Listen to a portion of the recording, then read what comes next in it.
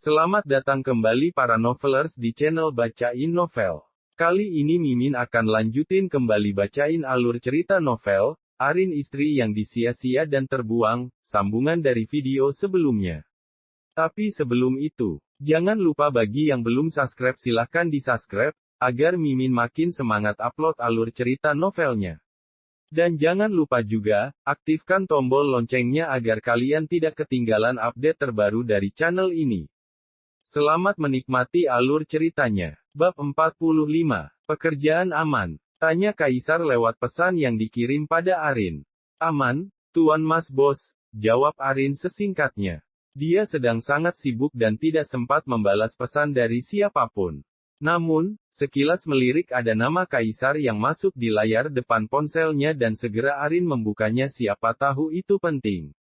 Jam menunjukkan pukul 11.30 tapi pekerjaan di percetakan belum juga selesai. Mbak Bos, istirahat dulu, sebentar lagi jam makan siang, panggil Meli. Kamu belikan aku nasi padang saja. Selepas ini selesai saya makan. Baik Mbak Bos. Arin masih berkutat di layar monitor lalu mengeprint hasilnya dan diberikan kepada Anwar untuk dicetak. War, cetak ini sekarang juga, saya hendak pergi ke kafe sekarang. Pastikan nanti jam 3 semuanya sudah selesai karena kemungkinan saya akan ke sini lagi sore. Kamu kabari kalau pelanggan itu datang lebih awal ya, ucap Arin. Baik Bu. Arin bergegas mengambil kunci mobil dan mengemudikannya menuju kafe milik Kenzi. Ia lupa jika tadi Meli sedang membelikan nasi padang untuknya makan siang. Sepertinya kali ini Arin akan lupa untuk makan siangnya karena kesibukannya bekerja mengurusi beberapa tempat yang ditinggalkan majikannya. Arin mengecek laporan-laporan masuk tadi sebelum berangkat ke kafe tentang semua hasil dan kegiatan di beberapa percetakan yang lain dari karyawan yang sudah dipercayakan untuk mengurusnya. Ia saat ini hanya akan mendatangi jika ada masalah atau ada keperluan yang harus diselesaikan. Bu, stok di gudang menipis bahan kertas dan juga plastik serta peralatan pengemasan yang digunakan untuk pengiriman tinggal sedikit. Kita ambil di mana? Pesan dari salah satu karyawan gudang di perumahan GSP. Nanti coba saya cari, kamu gunakan dulu yang ada, perpanjang masa pengirimannya saja 1 hari untuk besok. Bisa kan kamu menghandlenya sebentar? Baik Bu, akan coba saya lakukan menggunakan sisa bahan yang ada. Ibu kapan ke sini? Arin memijat kepalanya yang sedikit pusing memikirkan jadwal yang sangat padat. Kemungkinan malam, nanti biar sekalian ke sana bawa barang di gudang yang habis. Tapi nggak banyak, hanya beberapa. Belinya harus keluar kota, jadi mungkin akan saya carikan di Cilacap dahulu. Baik Bu, jangan terlalu lama, masa kami makan gaji buta nggak ngapa-ngapain di gudang. Nggak apa-apa, biar sekalian kalian berehat sehari ini, tetapi tetap semua faktur kalian print biar nanti tinggal masukin ke barang yang dikirimkan. Siap. Terima kasih Bu Bos. Tak terasa lama mengobrol di ponsel Arin sampai di kafe milik Kenzi. Kafe ini juga tampak ramai dengan banyaknya pengunjung yang datang. Kafe aman di? Tanya Arin pada karyawan bernama Hadi. Aman Bu. Laporan kemarin sudah disiapkan. Sudah Bu. Sudah ditaruh di meja kerja Pak Kenzi. Baiklah, terima kasih. Arin langsung masuk ke ruangan milik Kenzi dan memeriksa penghasilan yang masuk dan pengeluaran yang digunakan hari ini dan kemarin. Ternyata kafe yang dikelola Kenzi ini lumayan ramai dikunjungi. Di samping tempatnya yang luas dan suasana yang nyaman, di sini juga menyediakan live musik yang pastinya membuat pengunjung merasa seperti di dalam kafe hotel bintang 5. Setelah memeriksa hasil laporan harian, Arin melihat pergelangan tangan menunjukkan pukul 1 siang. Ia bersiap untuk melakukan ibadah salat zuhur di kafe, setelah itu ia akan ke toko bahan yang dibutuhkan di gudang. Selepas salat Arin menelpon Anwar menanyakan pekerjaan yang sedang dikerjakannya untuk pelanggan yang tadi pagi komplain. Assalamualaikum. Waalaikumsalam. Proses percetakan sudah selesai War? Sudah Bu. Baru saja selesai. Syukurlah. Terima kasih War atas kerja kerasnya hari ini. Sama-sama Bu Bos. Oh ya, ini Meli bilang Bu Bos memesan nasi padang, lupa ya? Oh alah, iya saya lupa. Tadi saya buru-buru ke kafe jadi lupa mau makan siang. Sudah kamu makan saja daripada mubazir. Wah terima kasih banyak, Bu Bos. Kebetulan saya belum makan dari siang. Belum makan 3 kali. Kelakar Arin. Hehehe, kok ibu tahu? Kan saya jadi malu. Ya sudah, setelah makan kamu lanjutkan lagi pekerjaan yang lain. Bantu Meli menyelesaikan tugas di sana ya, ajak juga Doni, Tidi dan Sona untuk mengerjakan semua pekerjaan dengan baik. Siap. Bu Bos juga, jangan lupa makan. Terima kasih War. Selesai menelepon Anwar, Arin pamit pada Hadi dan menitipkan kafe padanya karena ia harus langsung menuju perum GSP. Arin harus mampir ke gudang GSP sebentar untuk mengecek apa yang dibutuhkan. Arin juga mengajak salah satu karyawannya ikut untuk menunjukkan di mana tempat yang menjual bahan tersebut. Karena toko yang ia tuju tidak lengkap, Arin harus menuju toko lainnya sehingga memakan waktu yang cukup lama. Hingga waktu sore tiba Arin baru mendapatkan semuanya. Kita balik, kamu sudah makan apa belum? Alhamdulillah belum Bu, jawab Rocky dengan tersenyum. Kita makan dulu, perut saya juga sudah lapar dari pagi belum makan, ucap Arin. Pasti ibu terlalu sibuk mengurusi pekerjaan Tuan Bos. Sebenarnya sih sudah biasa, hanya saja hari ini semua tempat sedang ada problem sehingga membuat saya sedikit pusing. Kita beli makan, setelah itu kita langsung kembali ke gudang. Arin dan Rocky memakan makanan di tempat dan pulangnya membawakan 10 bungkus nasi kotak untuk teman-temannya yang masih berada di gudang. Roh, turunkan semua barangnya saya mau ke dalam dulu. Siap Bu Bos. Tapi tolong jangan panggil saya, Roh, dong. Nanti dikira saya roh halus yang bergentayangan. Baiklah Rocky, jawab Arin dengan tertawa lebar. Sebenarnya nama Rocky adalah Rohyadi, tapi ia senang jika dipanggil Rocky. Entah hal apa yang membuat ia sangat suka menggunakan nama Rocky sebagai panggilan sehari-hari daripada nama aslinya. Mungkin karena umurnya yang masih 26 tahun dan masih single sehingga ia suka menggunakan nama samaran untuk menggaet para wanita. Selepas memeriksa dan melengkapi kekurangan di gudang ia lalu pamit menuju percetakan kembali. Mungkin di sana sudah tutup tetapi ia akan memeriksa karyawan yang masih tinggal untuk menunggunya kembali dan melaporkan hasil hari ini. Sebenarnya Arin sudah sangat lelah. Tapi, kepercetakan adalah pekerjaan yang terakhir. Setelah ini ia bisa pulang dan merebahkan diri di kamar. Yang lainnya sudah pulang War. Sudah Bu. Saya sengaja nunggu ibu sambil mengerjakan beberapa yang masih kurang untuk pesanan besok pagi. Good. Pelanggan tadi pagi udah ambil pesanan. Udah. Dia bilang terima kasih dan sangat senang dengan pelayanan kita. Dia juga minta maaf sudah marah-marah tadi pagi. Oke, saya cek di rumah saja laporan hasil hari ini, sudah lelah banget. Kamu boleh pulang tetapi kunci toko jangan lupa bawa. Besok kamu yang buka toko duluan, ucap Arin. Siap Bu Bos. Arin kembali ke mobil dan melaju untuk pulang. Sampai di depan rumah Kaisar. Narsih yang sudah mengetahui anaknya pulang langsung membuka gerbang. Senyum Narsih menyambut kepulangan Arin selepas bekerja membuat lelah yang tadi mendera sedikit berkurang karena wajah bahagia sang ibu. Malam banget Rin. Ibu sudah panaskan air. Kamu langsung mandi, setelah itu makan. Kamu pasti lelah banget, ucap Narsih. Iya, Arin lelah banget hari ini. Rasanya badan mau copot tulangnya, perlu tukang urut besok pagi, coba ada Mbok Jum ya Bu. Bisa pijat enak 1 jam sambil bergurau ria. Mbok Jum kan jauh Rin. Masa harus ke Sawangan dulu, nanti biar ibu yang pijitin kamu sehabis makan. Enggak ibu nggak boleh capek ngurusin Arin. Mungkin nanti langsung tidur, pasti pas bangun udah enakan, jawab Arin sambil berlalu setelah mencium pipi ibunya. Arin begitu menyayangi ibunya hingga ia tak ingin beliau kelelahan.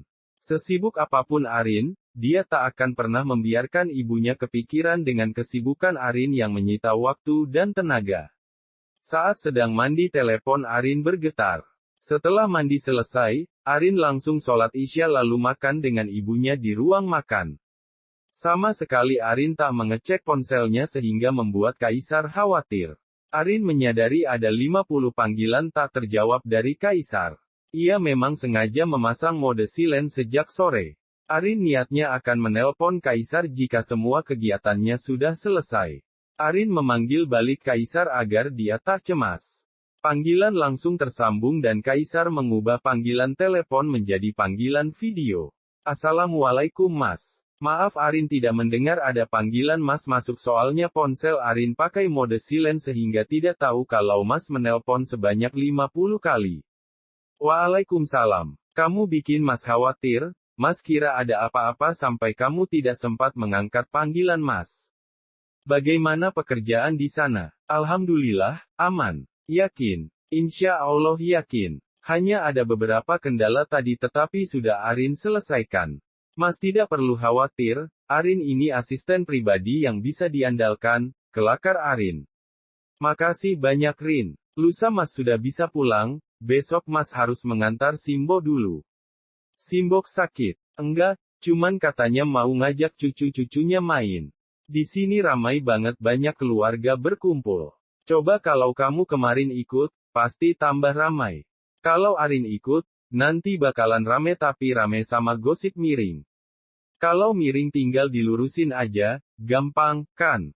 Jawab Kaisar sambil tertawa kecil. Arin hanya membalasnya dengan senyuman khasnya yang sedikit dipaksakan karena lelah. Beberapa kali Arin menguap membuat Kaisar tahu jika kini Arin sudah sangat mengantuk. Kamu istirahat saja Rin. Kamu pasti lelah seharian bekerja. Iya nih dasar mata. Nggak tahu aja kalau tuan mas bosnya lagi telepon, ucap Arin membuat Kaisar tersenyum.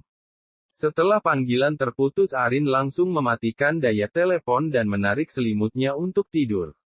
Dia berharap besok tidak ada kendala di pekerjaannya. Bab 46. 2 hari sudah, Arin dipekerjakan sepenuhnya oleh Kaisar untuk mengelola semua bisnisnya dan Kenzi. Hari yang sibuk sudah terlewati dan kini Kaisar mengabarkan bahwa 1 jam lagi ia akan sampai di Rinjani. Arin sudah tidak sabar menunggu bosnya itu sampai karena banyak sekali hal yang hendaknya sampaikan mengenai pekerjaannya. Mobil Terios putih terlihat berbelok mendekati gerbang rumah Kaisar. Klakson berbunyi menunjukkan bahwa Arin harus segera membuka gerbang untuk mobil itu masuk. Selamat malam, Tuan Mas Bos. Sapa Arin sambil melambaikan tangannya. Kaisar tersenyum menyambut senyuman hangat milik Arin. Narsi juga terlihat ikut keluar untuk menyambut kepulangan majikannya. Kaisar dan Kenzi keluar dari mobil dan mereka tersenyum ramah kepada Arin.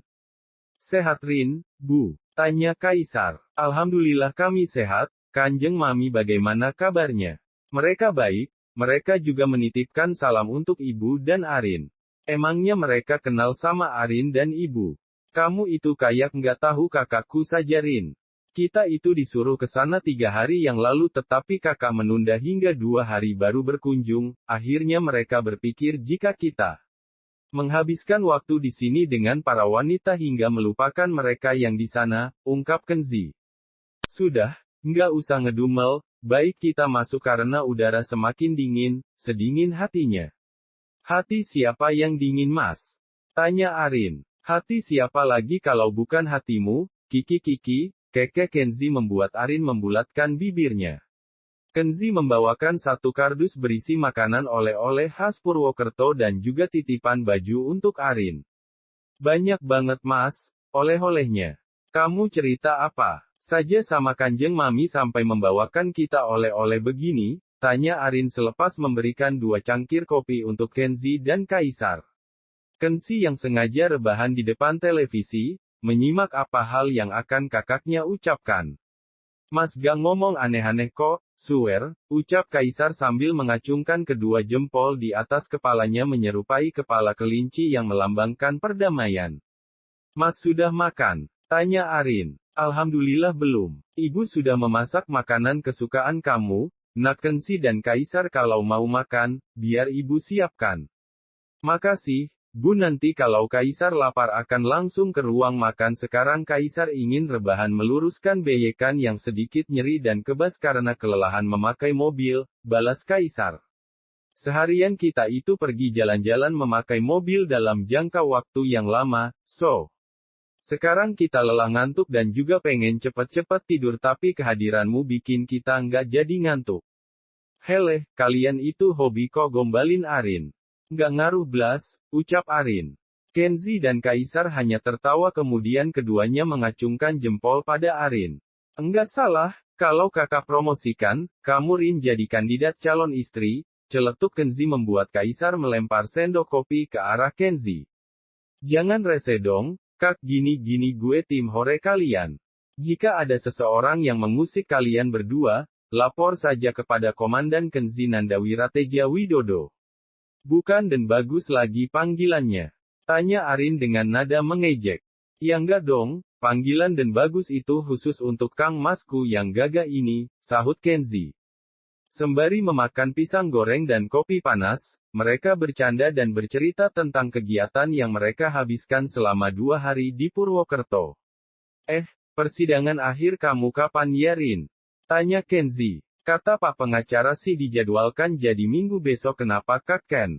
Enggak kenapa-napa. Gue mau ikut, pengen lihat muka gile lelaki yang sebentar lagi jadi mantan suami kamu itu, jawab Kenzi. 3 hari sebelum persidangan, Bayu datang kembali ke rumah Kaisar. Sekarang justru ia kembali mengajak Agam dan Ibu untuk membujuk Arin kembali ke rumah. Bel dipencet oleh Bayu berulang kali tanpa henti sehingga membuat Narsi dan Arin yang berada di dalam segera berhamburan keluar. Mas, ngapain sepagi ini datang ke rumah majikan Arin? Tanya Arin sedikit mengeras. Kamu tidak kasihan sama kita sudah jauh-jauh datang ke sini malah kamu sambut dengan begitu kasarnya. Lihat Agam sampai takut begitu. Ucap Reni dengan nada memelas. Arin membuka pintu gerbang sedikit untuk membiarkan Agam untuk masuk. Saat Reni dan Bayu hendak masuk, Arin segera menutupnya. Kalau kalian mau berkunjung, nanti saja kalau Arin sudah tinggal di rumah sendiri. Ini rumah majikan Arin, jadi Arin tidak bisa mengizinkan semua orang masuk kecuali Agam. Dia anak kecil dan harus membutuhkan banyak pengawasan dan perhatian, bukan digunakan untuk menjadi pengawas dan mencari perhatian. Reni dan Bayu tampak emosi, Arin seperti tahu maksud kedatangan mereka ke sini hanya untuk meminta Arin kembali dengan menggunakan Agam. Rin, please, izinkan kami masuk dan meminta izin sama majikanmu untuk mengajakmu pulang. Kami membutuhkanmu, rengek Bayu. Reni yang melihatnya sampai malu sendiri, tapi mau bagaimana lagi. Dirinya juga kini dalam kondisi menyedihkan, butuh tambahan energi dan uang agar bisa bergaya tanpa memikirkan penghasilan. Bayu kini hanya memberikan uang 500.000 sebulan untuk jatahnya belanja. Sedangkan Susi, Bayu memberinya 5 juta sebulan. Nggak bisa. Kamu tega sama kami Rin? Tanya Bayu. Sebenarnya Arin tak tega, tapi sebelum sidang itu selesai Arin memang harus menjaga jarak dengan Bayu. Agam bersembunyi di balik badan Arin. Sepertinya ia takut melihat kedua orang tuanya bertengkar. Ada apa ini? Tanya Kaisar yang tiba-tiba muncul di belakang Arin. Mereka memaksa ingin masuk tapi Arin sudah melarangnya, bisik Arin membuat Bayu yang melihat kedekatan Arin dan Kaisar sedikit kesal. Hai, Mas. Bisa kita bicara sebentar? Teriak Bayu sambil menatap Kaisar benci. Bicaralah, tapi kamu tidak akan saya izinkan masuk kecuali anakmu ini, sahut Kaisar santai dan memasang muka serius. Narsi dan Kenzi yang juga mendengar keributan di luar, merasa penasaran dan memilih ikut melihatnya. Mereka siapa, Mbok? Tanya Kenzi. Kenzi sekarang memang suka memanggil Narsi Simbok daripada ibu, lebih enak katanya. Narsi melihat Agam yang bersembunyi di balik tubuh Arin. Narsi berjongkok dan meminta Agam untuk ikut dengannya ke dalam. Ia tak ingin, anak sekecil itu menjadi saksi perdebatan orang tuanya yang mirip penjahat kata yang mulutnya tajam melebihi tajamnya pisau dan sadisnya para mafia di novel-novel. Majikan macam apa kamu, yang tega melihat tamunya hanya di luar begini? Sungut Bayu. Sepertinya ia tak terima diperlakukan begini oleh Kaisar. Kaisar dan Arin melihat Reni yang beberapa kali menghentakkan bumi dan menggaruk kakinya. Mungkin dia semutan atau lelah berdiri lama di luar. Baiklah, kali ini saya izinkan masuk. Tapi hanya di halaman rumah dan tidak berbincang dengan Arin. Karena hari ini, dia ada pekerjaan penting di dalam dan sangat sibuk. Arin melirik Kaisar dan mencoba menghayati maksud dari bosnya itu. Kenzi membukakan pintu dan Arin dibisiki sesuatu oleh Kaisar. Kamu tunggu di dalam, jangan keluar sebelum Mas yang memanggilmu, bisik Kaisar dan lagi-lagi membuat Bayu meradang. Siap, Tuan Mas Bos. Dengan senang hati Arin lakukan. Tangsya, balas Arin lalu beranjak meninggalkan Bayu dan Reni. Kamu mau kemana Rin? Teriak Bayu saat melihat Arin justru melangkah ke dalam. Pekerjaan Arin banyak, sibuk dan tak ada waktu buat ngurusin keluhan kalian. Silahkan berurusan dengan majikan Arin saja, dia lebih pandai untuk kalian ajak negosiasi, tandas Arin kemudian berlalu pergi tanpa menatap Bayu. Kaisar tersenyum melihat sikap tegas Arin dan kini keduanya saling menatap tajam. Bayu ingin sekali memukul wajah Kaisar karena sudah membuatnya merasa cemburu dan disisihkan oleh Arin. Jadi, kalian ke sini mau apa? Tanya Kaisar datar. Bab 48. Kami ingin kamu membiarkan Arin kembali ke rumah. Dia masih istriku, kamu tidak bisa ikut menghalangi rencanaku kembali padanya, ucap Bayu. Kaisar melipat kedua tangannya dada. Kapan saya menghalangi rencanamu? Kamu sendiri yang memposisikan diri sebagai lelaki tak beradab. Suami macam apa yang memfitnah istrinya berbuat mesum padahal dia tak melihatnya sendiri. Kamu sadar siapa lelaki yang kamu kambing hitamkan itu? Wajah Bayu kaget. Ia tak menyangka Kaisar tahu apa yang ia lakukan untuk membuat Arin menyerah dan memintanya kembali. Apa maksudmu? Saya rasa kamu tahu apa maksud saya. Perlu kamu ingat, saya tidak mungkin menghalangi usahamu jika kamu tidak mengusik kehidupan keluarga saya. Kamu sudah membawa adik saya dalam masalahmu dan Arin menginginkan berpisah juga karena ulahmu sendiri yang membuat dia tak bahagia. Jadi, jangan melemparkan kesalahan yang kamu lakukan demi menutupi keburukan dirimu sendiri, tegas Kaisar. Pasti Arin mengadukan banyak hal padamu, kenapa dia bisa semurahan itu pada lelaki yang bukan murimnya. Situ pasti tahu batasan, jika wanita bersuami dilarang meninggalkan rumah tanpa ridho suaminya, sela Reni geram. Suami macam apa yang melakukan kekerasan pada istrinya di depan selingkuhannya? Dan sekarang justru mengatakan si istri murahan. Saya baru tahu kalian serendah itu memandang Arin. Bayu geram. Sepertinya ia ingin mengajar Kaisar tetapi ia masih menjaga kelakuan sebelum hari H tiba. Ia tak ingin ada kesalahan yang nantinya bisa memberatkan posisi bersalahnya di persidangan. Diam kau. Kamu tak tahu apa-apa, jadi jangan bicara asal. Kamu bisa saya tuntut sebagai pelaku tindakan pencemaran nama baik. Dahi Kaisar berkerut, pantas Arin tak betah tinggal dengan suami dan mertua seperti ini. Cara bicaranya sungguh sangat tidak sopan dan menyebalkan. Silahkan, maka saya akan tuntut balik karena kamu juga melakukan hal itu pada Arin. Tanpa bicara juga saya tahu mana orang baik dan mana orang jahat. Jika kalian ke sini untuk membuat keributan dengan saya, tak akan saya mengizinkan Anda berkunjung kembali ke rumah saya. Saya menyerahkan keputusan sepenuhnya pada Arin, kalian tidak bisa memaksanya kembali jika dia tak mau. Silahkan keluar dari rumah saya jika sudah tak ada kepentingan, ucap Kaisar tegas. Kaisar masuk ke dalam untuk meminta Arin membawa Agam menemui ayahnya. Mas sudah mengingatkan mereka, semua keputusan ada di tanganmu. Terima kasih, Mas. Apa mereka sudah pergi? Suara Bayu terdengar, sepertinya ia memaksa masuk ke rumah dengan memanggil nama Agam untuk segera pulang. Agam, pulang, nak. Agam yang sedang bermain dengan Kenzi dan Narsih di ruang depan televisi menengok ke arah Bayu. Agam, pulang. Ajak ibu pulang sekalian, ucap Bayu. Arin yang ikut mendekat ke sana tak habis pikir dengan tindakan Bayu kali ini. Mas, kenapa kamu selalu melibatkan Agam sebagai alasan memintaku kembali? Sidang perceraian kita akan berlangsung 3 hari lagi dan setelah itu kita tidak akan pernah bertemu lagi.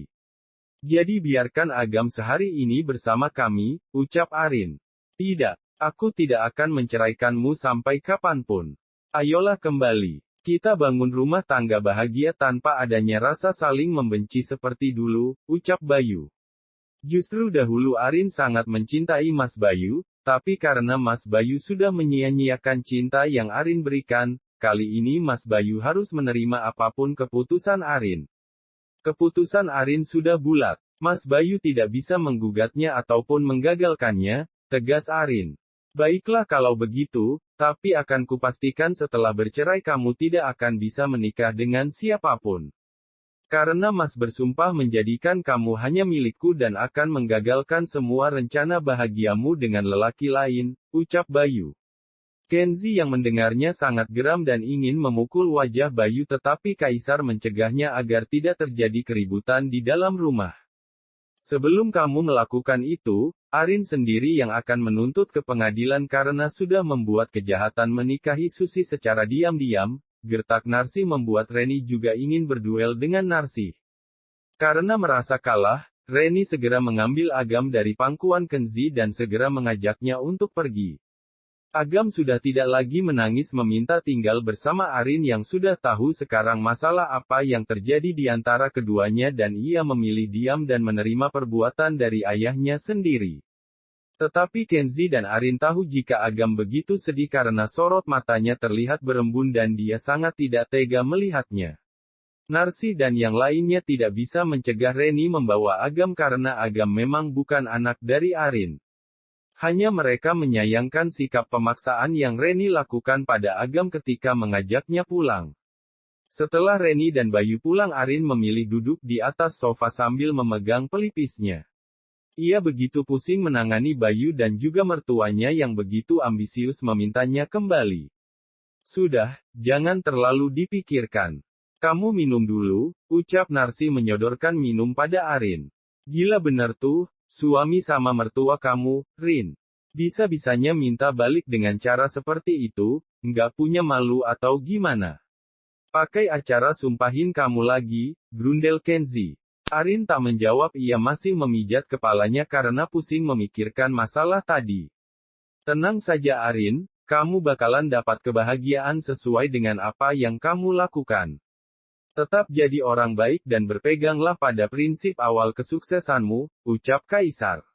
Betul itu Rin. Jika kamu bingung mencari calon suami yang cocok untuk pendamping hidupmu, aku siap lahir batin sebagai suami cadangan yang bisa kamu gunakan untuk jaga-jaga jika sumpah dari Bayu terlaksana, kelakar Kenzi dibalas toyoran kepala oleh Kaisar. Jaga cara bicaramu, jangan seperti mereka yang tadi abis datang. Mas yakin kalau sumpah orang yang mulutnya busuk tidak akan terlaksana terlebih orang yang sudah menyakiti orang lain demi mensukseskan ambisinya, ungkap Kaisar berharap Arin tidak terlalu terpikirkan dengan ucapan Bayu. Iya Rin, jodoh itu mutlak kuasa Allah, kamu tidak perlu memikirkan hal itu fokus pada dirimu sendiri dan kebahagiaanmu kita semua akan selalu ada. Berserah diri pada sang pemilik, kamu pasti bisa melewati masa ini, imbuh Narsi. Makasih banyak Bu, Mas, Kak, kalian semua sudah mensupport Arin sampai sejauh ini. Semoga Mas Bayu dan Ibu mendapatkan hidayah dari Allah supaya mereka sadar dengan apa yang sudah mereka lakukan, ucap Arin dengan sedikit mata yang berkaca. Amin, jawab mereka serempak. Kita berangkat kerja sekarang saja, Mas. Tanya Arin membuang sakitnya. Kamu nggak apa? Arin kenapa? Justru Arin akan lebih baik kalau masalah diajak untuk istirahat dan dialihkan dengan kerja. Arin lebih plong dan bahagia, ucap Arin dusta. Hati ya tak baik tetapi jika diteruskan berdiam diri dan merenung akan membuat otaknya kacau. Baiklah ayo. Benar saja, pikiran Arin kemana-mana. Bahkan ia sempat tidak fokus ketika pelanggan menanyakan sebuah desain untuk dibuatnya. Sepertinya kamu butuh refreshing untuk menetralkan semua pikiranmu itu, Rin, ucap Kaisar. Maaf Mas, Arin benar-benar tidak fokus karena banyak yang terlintas tapi kalian akan berusaha melakukan dengan baik, jawab Arin tak enak. Sudahlah jangan terlalu dipaksakan, sampai hari persidangan besok tiba, kamu nggak usah bekerja dulu. Mas kasih kamu libur bersama keluarga besar kamu. Mas tidak ingin kamu bertambah stres dan akhirnya berpengaruh terhadap pekerjaan yang sedang kamu tangani. Mas tidak apa-apa, jujur Mas akan lebih senang kalau kamu bahagia tanpa merenung seperti ini memikirkan masalahmu. Arin mengangguk dan kemudian melanjutkan pekerjaannya tadi. Mungkin besok ia akan mengajak pulang Rina dan pergi ke makam ayah. Arin juga akan mengajak ibu dan adiknya untuk berlibur ke suatu tempat. Sebelum hari H itu tiba, Arin akan menyiapkan mental untuk melanjutkan hidup yang bahagia. Bersambung ke bab 48. Terima kasih sudah setia di channel ini. Sampai jumpa pada bab selanjutnya.